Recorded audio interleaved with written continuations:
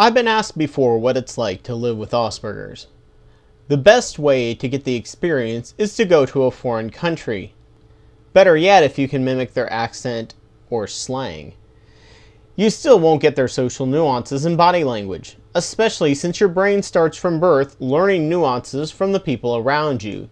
You can learn from books or if someone breaks it down for you, but no matter how long you live, depending on how early in life you move, you still won't 100% catch all the nuances of the culture. No matter what country an Asperger's person goes to, we always stand out as foreigners. Even in our own country, we stand out just like a foreigner. Humanity is for the most part social. That is what makes us what we are today. It's how we work together to make this world so amazing. 95% of us are altruistic by nature, unless we have a competing belief or philosophy. The 5% are called sociopaths and psychopaths. We are wired to read each other's expressions, emotions, and social nuances and pass on information, as well as to influence each other emotionally. What autism and Asperger's is exactly is growing and changing as we better understand the behavior and neurology of the condition. Much of it seems to be caused by a sensory overload, as the brain has too much information coming in that other less important senses drop off in use.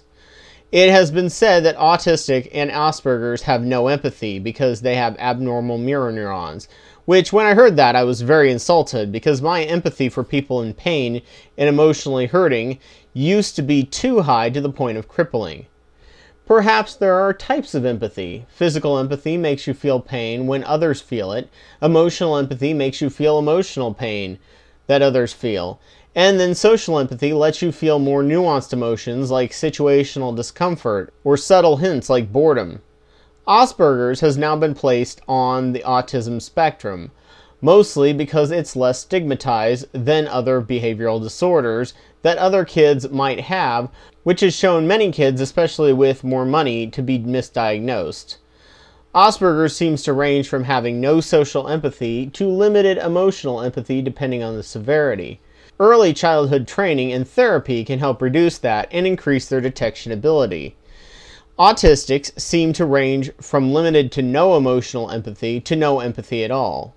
Mind you, if it can be explained to them the actions they are doing is hurting someone, they will have compassion. Counter that with sociopaths with great social empathy, but zero physical and emotional empathy and compassion depending on the severity, making them great at manipulating people.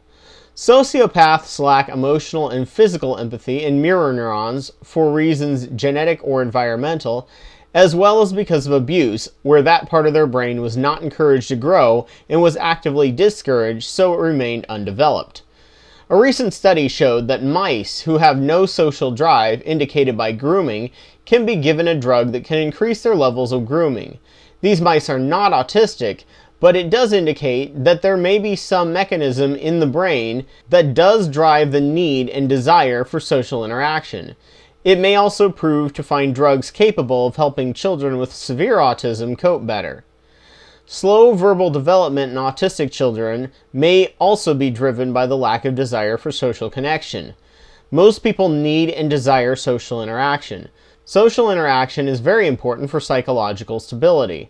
Autistic and certainly Asperger's need social interaction, but they have no or less natural desire for social interaction, so learning isn't as important as it is for the average person. It's like one's body starving without any feelings of hunger. Being social requires constant maintenance and practice. While yeah, being around people or say eating can taste good, the enormous effort required to be social just doesn't feel worth it. Without that drive, they can be psychologically in solitary confinement and not be able to figure out why they are experiencing psychological problems and social isolation. There may also be other reasons for lack of social empathy, and I'm sure over the next few years, an even clearer picture will emerge. Clumsiness is a very common trait among people with Asperger's.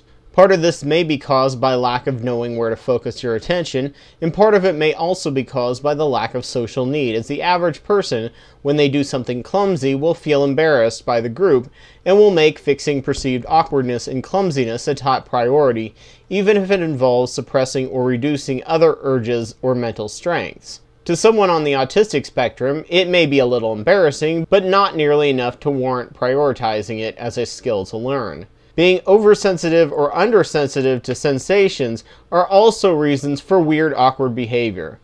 We may be unable to sense our bodies in space, causing accidents.